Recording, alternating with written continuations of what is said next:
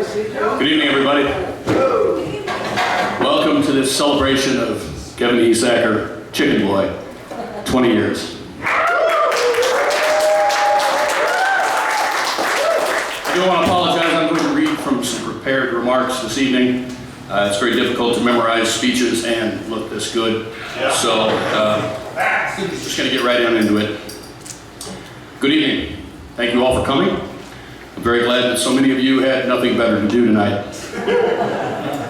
We gathered here this evening to celebrate the life of Kevin Esacker, better known as Chicken Boy.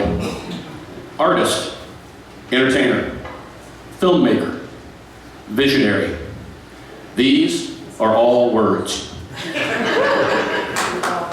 I had the privilege of knowing Chicken Boy for a number of years, although I did not know him in his youth and school years, where I can only assume some horrible tragedy occurred to turn him into the man he became. I know that he dabbled in creativity early on. I know that apparently the nuns got sick of him and he graduated. I know that at some point he successfully drew the pirate from the inside of the matchbook and got into art college. Somewhere in there he ventured into stand-up comedy, which was good, because when he sat down, no one could see him. Here's an interesting fact I learned today. Aposematism is what it's called when an animal displays bright colors or certain behaviors to indicate to other creatures that that individual is poisonous or toxic. Anyway, Kevin made films.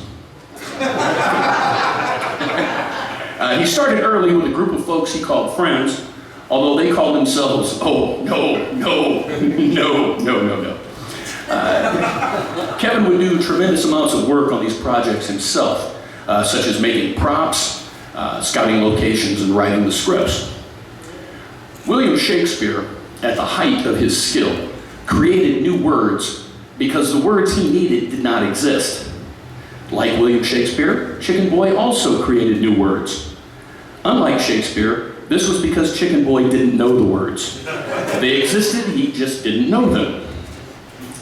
Chicken Boy spent many years staging variety shows built around his comedy, solo stand-up shows, appearances at events all over, all while cracking out piece after piece of interesting, intriguing artwork and periodically putting out a film.